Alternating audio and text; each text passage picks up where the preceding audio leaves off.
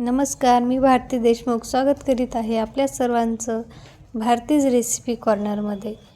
भारतीज recipe कॉर्नरमध्ये आज आपण बनवणार आहोत विदर्भातील स्पेशल असे कढी गोळे. तर मैत्रिणींनो, आता हिवाळा आलेला आहे. बाजारामध्ये शेतामध्ये भरपूर तुरीच्या अशा हिरव्या हिरव्या कवळ्या कवळ्या शेंगा आलेल्या आहेत.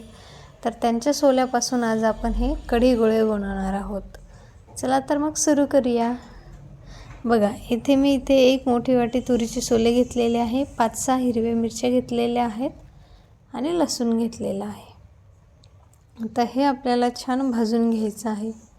बघा, हिरव्या मिरच्या आणि लसूण एकत्र भाजून घेतला तरी चालते आणि सोले मात्र आपल्याला वेगळे भाजायचे आहे. बघा, इथे मी हिरव्या मिरच्या आणि लसूण पहिले भाजून घेतलेला आहे. आता मी इथे हे सोले टाकणार आहे आणि हे सुद्धा आपल्याला छान भाजून घ्यायचे आहे. 5 ते 7 मिनिट हे आपल्याला सोले भाजायला लागतात. त्यानंतर मी याच्यात 1 चम्मच तेल टाकलेलं आहे आणि हे सोले छान भाजून घेतलेले आहे. आता हे सर्व आपल्याला एकत्र मिक्सरमध्ये बारीक करून घ्यायचं आहे. बघा, हिरव्या मिरच्या, लसूण आणि सोले मी मिक्सरच्या भांड्यामध्ये टाकून घेत आहे आणि आपल्याला पाण्याचा वापर न करता आपल्याला मिक्सरमध्ये याला जाडसर असं दळून घ्यायचं आहे.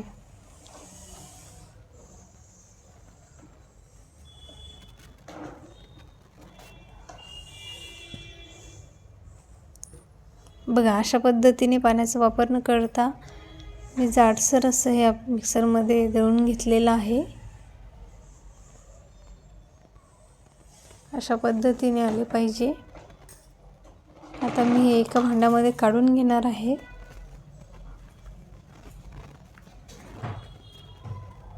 सर्व मिश्रण एका भांड्यामध्ये काढून घ्यायचं आहे.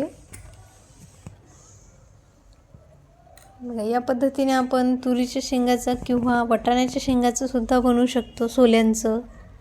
त्याच्यामध्ये 1 ते 1.5 चम्मच बेसन पीठ मी इथे घालणार आहे. बघा, वाटाण्याच्या हिरव्या सोल्यांचे सुद्धा आपण हे कढी गोळे बनवू शकतो.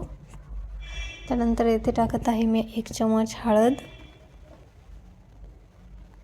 त्यानंतर टाकणार आहे चवीनुसार मीठ. आता याच्यामध्ये आपण लाल तिखट नाही टाकणार आहोत, कारण आपण इथे दळून घेत असतानाच हिरव्या मिरच्या टाकल्या होत्या. आता याला छान एकत्र करून भिजवून घ्यायचं आहे. हे मिश्रण सर्व एकत्र करायचं आहे. वाटलंच तर थोडंसं पाणी, 1 चम्मच पाणी आपण याच्यामध्ये टाकू शकतो, पण जास्त पातळ आपल्याला हे मिश्रण करायचं नाही आहे. घट्टसर असं हे मिश्रण भिजवायचं आहे. बघा, मी थोडंसं पाणी घेतलेलं आहे आणि मिश्रणाचा छान गोळा बनवून घेत आहे. बघा, आपलं मिश्रण छान तयार झालेलं आहे. आता याचे आपण छोटे छोटे गोळे बनवून घेणार आहोत.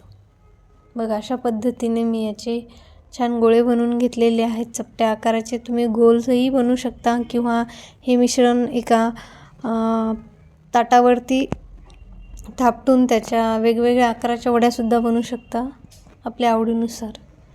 बघा, इथे एका कढईमध्ये मी तेल घेतलेलं आहे. आता आपण कढी बनवणार आहोत थोडक्यात. बघा, तेल टाकलेलं आहे.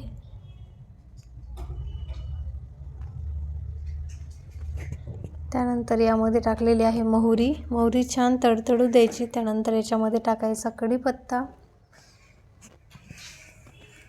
एकंदरीत आपल्याला ही कढी बनवून घ्यायची आहे. कढीपत्ता छान फुललेला आहे. त्याच्यानंतर यामध्ये टाकणार आहे मी हिरव्या मिरच्या, लसूण आणि जिरे.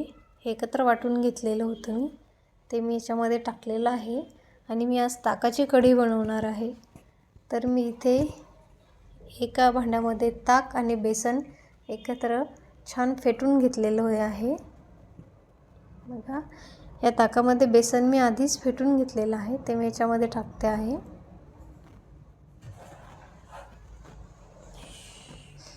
तसंच त्यामध्ये मी हळद आणि मीठसुद्धा ताकामध्ये टाकलेलं होतं.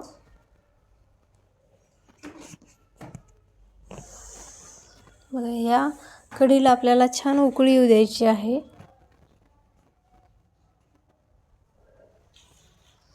कढीला छान उकळी आल्यानंतर याच्यामध्ये आपण जे गोळे बनवून घेतलेले आहे ते याच्यामध्ये टाकायचे आहे आणि हे गोळे आपल्याला छान शिजू द्यायचे आहे.